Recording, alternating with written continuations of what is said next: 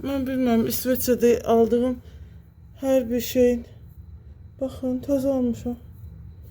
Birinci dəfə giyindim, baxdım bura qədər gedib. İndi bura qədər uzandı. Hələ mən evdə tikiş maşınım yoxdur. Tikməyi də bacarmıram. Yəni maşınla, əllə də qəşəng görünməyəcək. Bu haldadır yəni. Koftam da ütüsüzdür.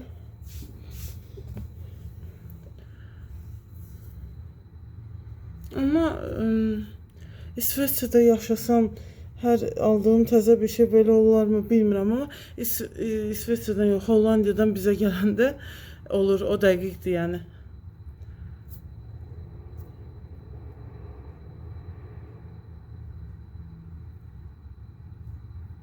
Çanta gelmişti. Orta hissəsi ağız burnu əyilmişdi.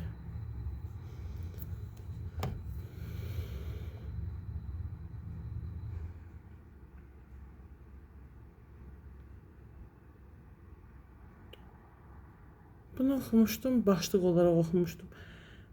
Tərkibini yox. 39 yaşlıdan gəlib etiraf.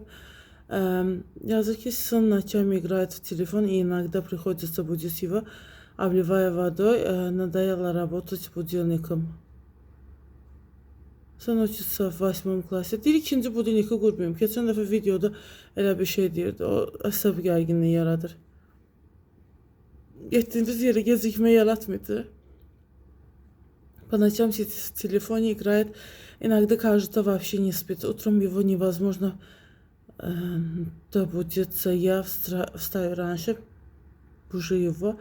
Доходило даже до того, что поливая водой из кружки, он с трудом просыпается и регулярно опаздывает в школу. Хорошо, если приходит ко второму уроку. В основном он обычный подросток, но в этой ситуации я совсем не понимаю, какой метод применить. Надоело работать с будильником, живем вдвоем. Bu etraf bitdi. Başqa şey demək istirdim. O gün toyuqlara qulluq eləməkdən danışırdım. Yumurtaları əvvəlcə yıkayıb bəziləri qoyur dolaba. Onu deyirdilər. Həmişə onsuz da hər yerdə deyirlər ki, düzgün bir şey deyil.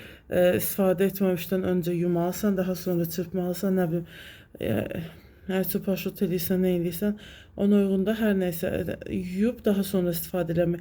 Belə çəkdisə silib, onu da yəni çoxsuna marketlərdən gəldi yumurta silib qoyulur, təmiz gəlir də, belə silib qoymaq dolaba. Sonra sarımsağı xaladenikdə saxlamamaq, zəncəfilə eyni şəkildə bu cür informasiyalar gəlirdi.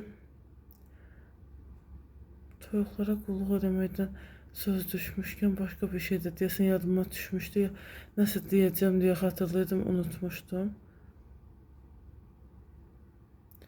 Axır vaxtlar en çox gördüyüm bir dənə gül var, qırmızı çiçəkləri ilə. Amma o gül rəngi məni qıcıqlandırır. Ən gözəli elə ağ güllər idi. Açırdı bizdə də.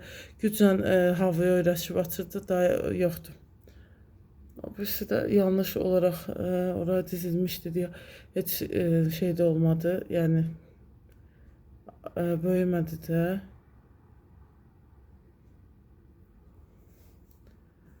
Hə, mədə hıçqırmasından danışmaq istirdim ki, normalda axır vaxtlar hıçqırma gəlir, yəqin çox yükləyirəm. Hıçqırmada yox, mədə yanmasında süd içməyi deyirdilər adətən. Axır vaxtlar nə fark etmişəm, bilmirəm, paylaşmışdım deyəsən nə vaxtsa. Nesquik falan yeyəndə də səhər yeməklərinə uyğun şeylər. Onları qəşəng olanda, köhnə olmayanda təbii ki, şokoladlı növündə çayla içmək də olurdu. Bu boyda yekilərini alırdım, bax. 15, 13, 16 manat civarı dəyişirdi. Son vaxtlar almamışam. Bilmiyorum, son vaxtlar alanda içi köhnə olurdu. Xüsusi iyi gəlirdi deyə almaqdan vaz keçmişdim. Onu soyuq südlə içmək çox dadlı olur. Necə ki, kofeni soyuq südlə içmək əladır. Amma soyuq olanda qaynatmamış sayılırsan da o südü. İsti olanda sonra içine buz atanda qaynadandan sonra tam başqa bir tam olur. Ona görə buzlu kofeni nə qədər sevdiyi fərqinə vara bilirsən. Zaman keçdikcə dad reseptorları, zövqlər də dəyişir. Bu mədə kiçiltmədə də belə olur. Arıqlama sürətli bir şəkildə baş verəndən sonra daha öncə sevmədiyin qidaları sevməyinlə ilgili video çəkmişlər. Oradan bilirəm. Cibində daima xiyar gəzdir, su ehtiyatını qarpızla, nə bilim, ən doğru yolu xiyarla da ödəm atmaq kimi şeylər deyəsən orada deyirlər ki, salatalıq mütləq rasionunda olmalıdır. çulundur heç təriflənmədən ürəkləri gedib, kərəviz suyu, brokoli çorbası, nə bilim, axır vaxtlar güya mədəmə qulluq eləyirdim, hər gün çorba yapırdım özümə. Bulyonlu və bulyonsuz, güya ki bir gün brokoli çorbası və bir gün göbələk çorbasını da ayıracaqdım. Hələ o yaxşı günlər gəlməyib.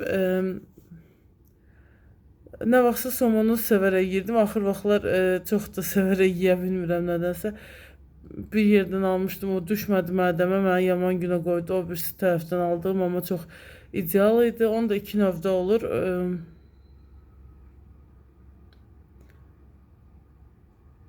Birini almamışam, şəklindən xoşum gəlməyib almamışam.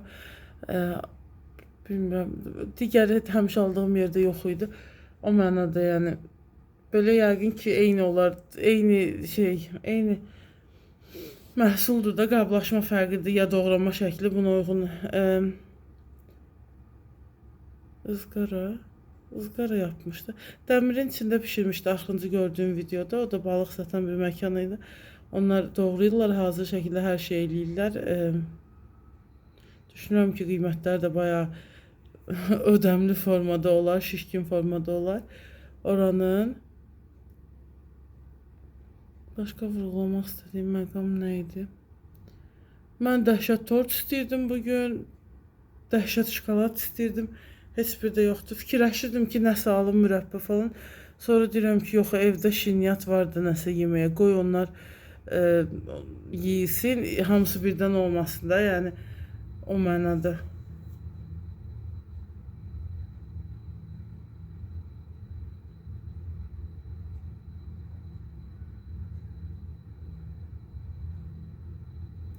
Ən çox sevdiyim sucukdur yeməyə. Onu da normalda içinin qozu axtarırlar ki, yekə olsun falan.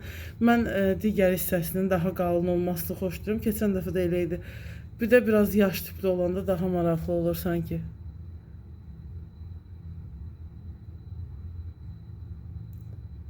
İkincisi, iki rəngdə, bir neçə rəngdə olur da. İkincisi daha topbuş formadaydı. Onun ətrafı, o doşablı olan hissəsi daha şey idi. Daha qalın idi. O da mən marketdən doşab alırdım, çox da sevirdim. Onu da son videolarda rast olduğum ki, yaxşı bir şey deyil. Marketdən aldım ya. Başqa, ümumiyyətlə, daha öncə də eşitmişdim ki, doşab baldan daha pis şeydir də, yəni şəkərləri olmayan bir, yaxşı təsir eləməyən bir şeydir şəkər xəstələrinə. Doşabı simit hazırlamaqda istifadə eləsəz daha məqsədə uyğun olar məncə. Amma mən çox sevirdim o doşabın. Düzdür, bir dəfə almışam cəmi dadını. Keçən dəfə də lokum almışdım, içindən qurd çıxmışdı ya. Həmin yerdən başqa bir şey də almışdım. Çox ideal olub. O tərəfdən aldığım eyni məhsul əsla qəşəng deyil idi. Amma buradan aldığım bir digər məhsul çox idealdır hər mənada.